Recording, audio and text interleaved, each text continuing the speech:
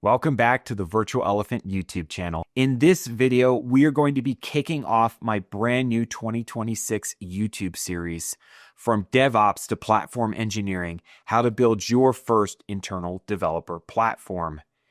In this series of videos, I'm going to be deep diving into how organizations like yours can level up their operations, creating a world-class experience for developers and infrastructure admins alike. Now, if you're feeling bogged down by siloed teams, mounting technical debt, or just the sheer complexity of scaling your DevOps practices, this series is for you. We're going to explore our real-world journeys, best practices, and even when to bend the rules for simpler, more effective operations. Today, in this introductory video, we're going to be setting the stage. What is platform engineering? How does it build upon DevOps practices? And how might it be your organization's next step in its evolution? So let's jump right in and let's get started.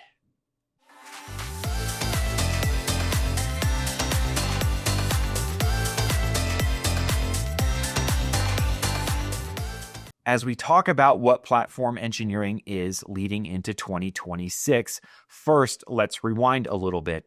Now, DevOps emerged a little over 10 or 15 years ago to solve some fundamental problems in software delivery. Traditionally, development and infrastructure operations teams operated in very strict silos. Those devs built the code, and us infrastructure admins, we were the ones who had to run it. And oftentimes, we, as infrastructure admins, felt as if those developers were simply throwing the code over the wall and hoping for the best that we would be able to run it out in our production systems. Now, this led to slow releases, frequent outages, crazy on-call schedules, and a blame game that stifled innovation within our organizations. Now, DevOps set out to fix that by promoting collaboration, automation, and continuous integration and continuous delivery, or CI/CD. It started to emphasize cultural shifts, shared responsibility, feedback loops, and even treating infrastructure as code. This is where Terraform and things like Ansible first started to come to be in the early 2010s. And the goal ultimately was for us to be able to deliver more reliable software delivery in a faster manner. And it worked. For many organizations, DevOps drastically reduced those development times from weeks to days to even hours. And it improved the overall quality of the code itself and the system stability that we were running out in our production data centers. The reality was that implementing DevOps within our organizations wasn't a walk in the park. Many challenges included a lot of cultural resistance. And if you haven't already checked out my Cloud Transformation from Vision to Reality book, I talk about this cultural resistance in depth in the book. And it was very difficult for many of us to break down those silos. It sounded great when we heard about it at a conference, and we were super gung-ho, and we probably had many internal evangelists wanting to do it within our organizations. But getting buy-in from legacy-minded teams, that was tough. Many organizations struggled with skill gaps, and they still do today. Devs didn't necessarily understand operations, and operations folks didn't necessarily understand where the developers were coming from. And so all of this cultural resistance was a major challenge to organizations adopting DevOps effectively within their organizations. Secondly, we had tooling overload. Everyone rushed to adopt tools like Jenkins and Docker and Kubernetes and monitoring suites galore, whether it was Prometheus and Grafana or many of the other tools that are out there. But no one was building a cohesive strategy. Each DevOps team that we were lucky enough to actually form within our organizations had their own strategy. And so this resulted in a very fragmented ecosystem across our organizations as a whole. And teams ended up maintaining custom scripts and pipelines that were brittle and hard to scale. Oftentimes, all of that automation that we were writing really ended up becoming the burden for one rock star on our team who had all of that institutional knowledge and context that was necessary to actually piece everything together and get it all working in order for it to work from a tooling perspective. And this doesn't scale, and it didn't scale then, and it doesn't scale now in 2026. Lastly, we had scalability issues. As organizations grew, DevOps practices led to you build it, you run it. Every team reinvented the wheel over and over again for logging and security and compliance. And that's just inefficient at scale. And this is a problem today that even 15 years in, many organizations still struggle with. They are unable to scale out what little bit of DevOps they've been successful in introducing and implementing inside of their organizations to be able to cover everything. It's very disjointed and continues to be very siloed, but perhaps in a different manner across our organizations. So where does that leave us now? And this is the reality of today as I've seen it working with many large organizations over the last 10 years. All of these hurdles have left many organizations with significant technical debt.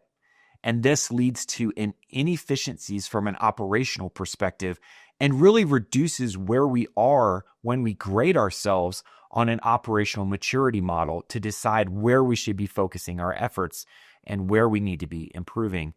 So think about those outdated monoliths mixed with half-managed microservices, inconsistent CI/CD pipelines across teams, and a patchwork of cloud resources that's expensive and extremely error-prone. Operational maturity stalls here, and you all know how focused I am on operational maturity. First and foremost, it is the thing that we must be focused on more than anything else. And as we think about a cloud transformation and going from DevOps to platform engineering, it all starts with understanding where we are from an operational maturity perspective. And so teams end up spending more time firefighting than innovating, and developers face cognitive overload for managing infrastructure alongside the code itself. Now, this is really where platform engineering comes into play. It's not a replacement for DevOps. It's the evolution of DevOps. Platform engineering focuses on building and managing an internal developer platform, or IDP. And this needs to be a self-service layer that abstracts away the complexities of the infrastructure itself, allowing developers to focus on what they do best, writing code. Now, this is still a team effort. We're still going to have SREs or infrastructure admins working alongside of our developers. But the goal here is to really make the overall experience for everyone better by changing our mindset and now looking at this internal developer platform, or IDP, as a product itself that the IT side of the business is actually delivering out and maintaining to the engineering side. At its core, an IDP is going to provide a standardized set of reusable components that include things like golden paths for deployments, pre-configured environments, and automated compliance checks. It's like giving your team a paved highway instead of a pothole-ridden dirt road that they have to go across every time they want to create a new application, provide a new service, or even maintain existing applications that we're running. This is going to address all of those DevOps challenges by first boosting operational maturity. We're going to be centralizing a lot of the best practices that we've learned over the last 15 years into the platform, and you are going to ensure consistency without micromanaging. Okay, we're going to adhere to standards like infrastructure as code, which is sometimes an overused buzzword that we hear in the industry, but we're going to really focus on infrastructure as code, leveraging tools like Terraform, Ansible, Crossplane, and others. But we are going to actually deviate when needed, say when using managed services in public clouds like AWS or Azure to simplify the operations for smaller teams. Second, we're going to start by reducing technical debt. This means that the platform teams are going to handle the heavy lifting on shared concerns like security and scaling and observability. This is going to free up the app teams from reinventing solutions over and over again, cutting down on duplication and maintenance overhead. So by having this internal developer platform handle these key aspects for us, every team is going to leverage them in the same way. In certain circumstances, they're not even going to have to give much thought to it because the platform itself is going to build those things in. And if you've seen some of my earlier videos from late 2025, where I start showing you how to do things like config drift and config remediation and thinking about how these things should just be running automatically in the background, how we're building our pipelines to be able to include things like static security testing, Trivy scans, and so forth within the pipelines natively that the application developers don't even have to think about because we've templatized and standardized these pipelines for everyone to consume in the same manner. Now, third, we're going to be simplifying this developer experience. As I've talked about, we're going to imagine devs being able to spin up environments with a single command or portal click without worrying about the underlying Kubernetes clusters or network configurations. In private clouds, this might mean that we're going to be integrating with on-prem tools like VMware's VCF or VMware Cloud Foundation, or Rancher, or OpenShift on top of a virtualized environment, or even on top of bare metal. In public cloud, this means that we're going to be leveraging things like serverless options for even less overhead. The result ultimately is going to be faster time to market, happier teams, easier on call, and a scalable foundation that grows with your organization. So this probably all sounds great, and you're saying to yourself, Chris, I'm bought in, but how do I do this? How do I start this transformation? Well, first and foremost, we're going to begin small and iterate. We're going to assess our current state. We need to make sure that we audit our DevOps maturity. We need to look at things like deployment frequencies, change failure rates, pain points via tools like DORA metrics, and understanding where we are today.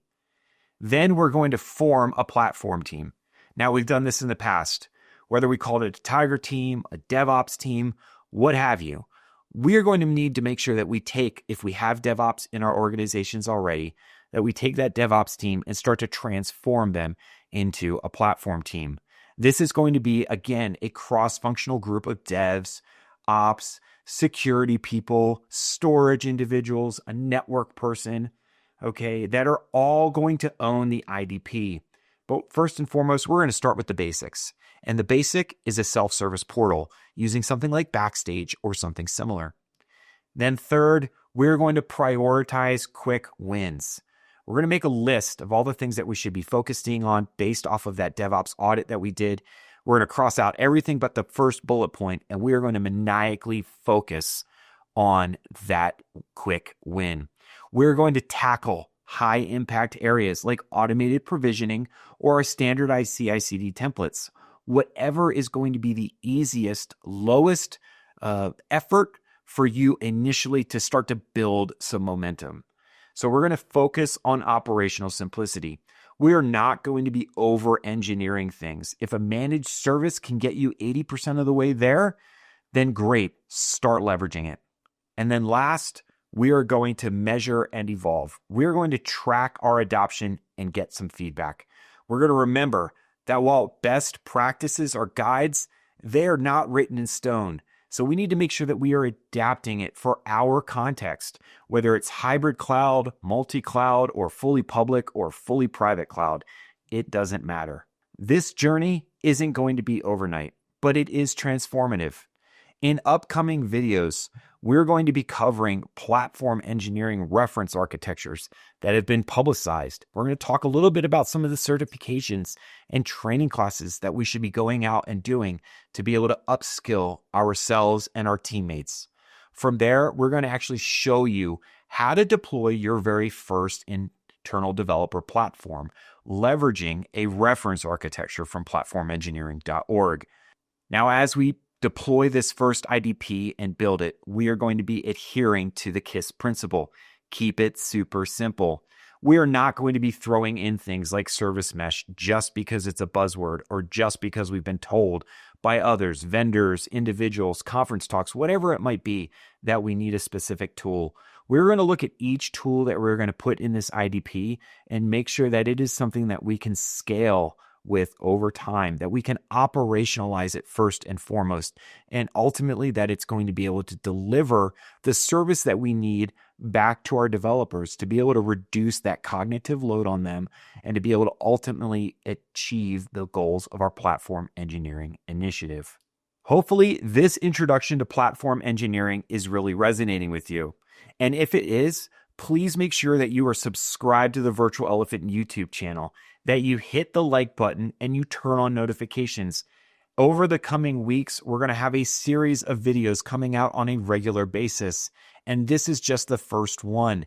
Everything is going to be operationally focused and very practical for you. I'm going to be showing you how to do this, how you could build a proof of concept within your organizations to be able to start to evangelize it within your orgs, to get your teams on board and to show your leadership how crucial this is going to be.